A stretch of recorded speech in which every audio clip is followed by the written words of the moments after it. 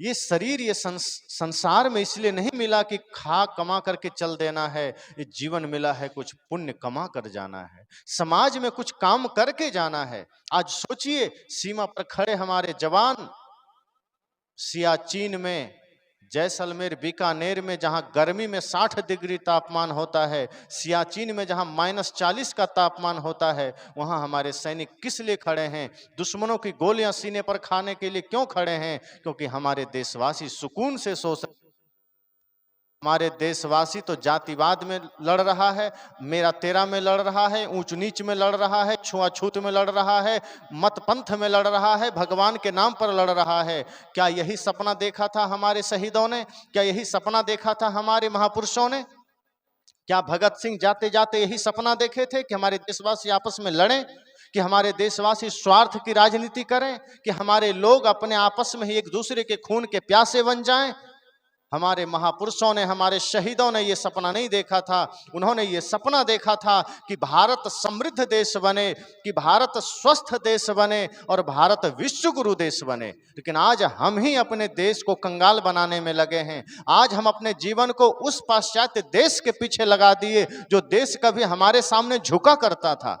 America, Europe जैसे देश जो भारत के सामने सिर झुका के खड़ा रहता था, आज हमारे लोग, हमारे बच्चे उसी देश की सभ्यता के पीछे भागे चले जा रहे हैं। आज उसी देश के पीछे हमारे लड़के भागे चले जा रहे हैं कि हमें तो मॉडर्न बनना है, हमें तो आधुनिक बनना है। ध्यान देना, अगर मॉडर्न और आधुनिक के चक्कर में आप अपनी संस्कृति, अपनी सभ्यता से इतने दूर चले जाएंगे कि न तो स्वर्ग, न शांति, न समृद्धि मिलेगी, न देश समाज में कुछ करने का गौरव मिलेगा।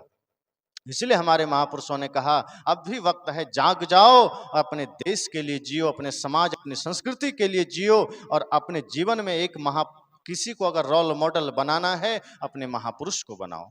श्री राम को बनाओ, श्री कृष्ण को बनाओ, बुद्ध, महावीर, कबीर को बनाओ। अपने जीवन में अगर रोल मॉडल बनाना है तो महापुरुषों को बनाओ। आज हमारे बच्चों से जब हम पूछते हैं तुम्हारा रोल मॉडल कौन है, तुम्हारा आइकॉन कौन है, तुम्हारा आदर्श कौन है, तुम अपना प्रेरणा किसे मानते हो, तो बहुत से लड़के कहते हैं हीरो या हीरोइन का नाम लेते हैं, क्रिकेटर का नाम लेते हैं।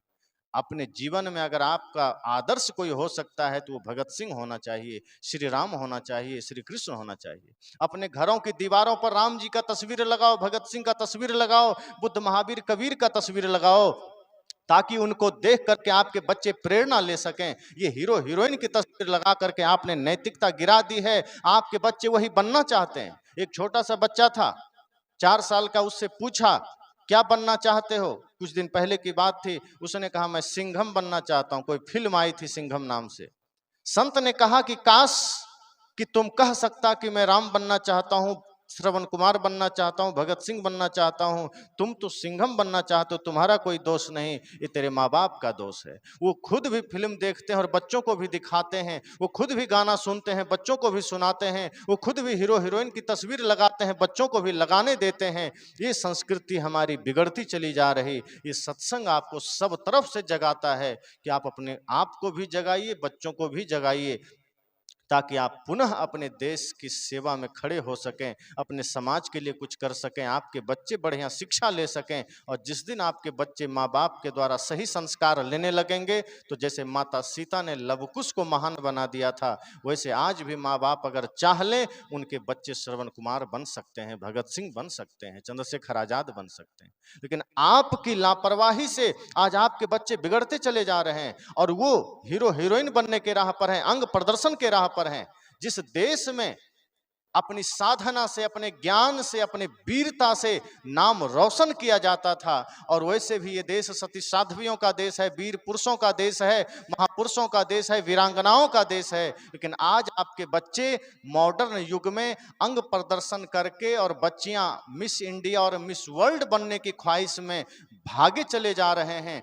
अपनी सभ्यता संस्कृति को छोड़ करके अंग प्रदर्शन में लगे चले जा रहे हैं। उनको लौटाइए, अपनी संस्कृति में आइए कि बनना है तो मीराबाई बनो, बनना है तो माँ सीता की तरह बनो, बनना है तो लक्ष्मीबाई बनो, जो अंग प्रदर्शन से नहीं, अपने शौर्य प्रदर्शन से, अपने ज्ञान प्रदर्शन से इस दुनिया में नाम कमाया था। इसलिए मैंने कहा ये सत्संग आपके जीवन के समस्याओं का समाधान हो सकता है, ये सत्संग आपके जीवन के प्रश्नों का उत्तर हो सकता है। इसलिए आज ये अंतिम दिन, अंतिम सत्र और अंतिम घड़ी है। अब ये भजन जो जिसका अर्थ सेवा है, सत्संग है, साधना है, ये अब पूर्ण होने वाला है। इसके बाद आप भोजन भी करेंगे, आप सब विदा भी लेंगे, लेकिन एक एक बात अपने गांठ में बांध कर जाना कि जो ज्ञान 5 दिनों में सुने हैं, जो ज्ञान आज आपने सुना है, वो मेरा नहीं, वो महापुरुषों का ज्ञान है। उसे आप अपने जीवन में उतारिए। जो अच्छी लगे उसे रखिए, जो अच्छी ना लगे उसे वापस कर दीजिए, लेकिन कोशिश करिए कि हमें भी सत्य पथ पर चलना है, वरना एक दिन यमराज लेकर चला जाएगा, कुछ यहाँ रह नहीं जाएगा। इसलिए संकल्प ले लीजिए कि मुझे भी अपने महापुरुषों के राह पर चलना है, मुझे राक्षसों के राह पर नहीं चलना है। अगर आप राम का नाम लेते हैं और कर्म रावण का जीते हैं, तो आप इस धरती से नाम गंवा कर जाएंगे, कमा कर नहीं जाएंगे। इसलिए संकल्प लीजिए। इसी के साथ सबको मंगल कामना देते, रामदयाल जी को शुभकामना देते कि उन्होंने एक संकल्प लिया सत्संग का। सत्संग का संकल्प लेना भी बड़ी बात है। और सत्संग किसी मतपंथ का नहीं होता, किसी संप्रदाय का नहीं होता, ये तो मानव मात्र के लिए होता है। और जहाँ भी सत्संग हो, जहाँ भी जीवन की बातें बताई जाए, वहाँ सबको जुड़ना चाहिए, जाना चाहिए। हाँ, आज के समय में कुछ ऐसे तथाकथित धर्मगुरु भी हैं जो समाज को बरगलाते हैं। इसी गद्दी में बैठ करके झूठ भी बोले जाते हैं, इसी गद्दी में बैठ करके लोगों को भ्रम में भी डाला जाता है। लेकिन सदगुरु कबीर का जो ज्ञान है, वो भ्रम को काटने वाला ज्ञान है। वो कभी नहीं पाखंड का पक्षधर हैं, वो मानवता को जोड़ने वाला ज्ञान है, उस समाज को एक सूत्र में बांधने वाला ज्ञान है। और जो सत्संग समाज को तोड़ दे, वो सत्संग हो ही नहीं सकता। जो सत्संग इंसान को इंसान से तोड़ दे, वो सत्संग हो ही नहीं सकता। सत्संग तो वही सार्थक है जो इंसान को जोड़ दे, प्राणी मात्र को एक सूत्र में बांध दे, जो सबके दिलों में एक सूत्र बांध दे प्रेम का। तो इसी सत्संग को, इसी तरह के सत्संग को आप जीवन में उतारिए, इसी तरह के सत्संग में जुड़िए और पूरी मानवता में अपना भी एक हिस्सेदार बनिए। शुभकामना इसी के साथ सबको पुनः देते हुए वाणी को विराम देता हूं।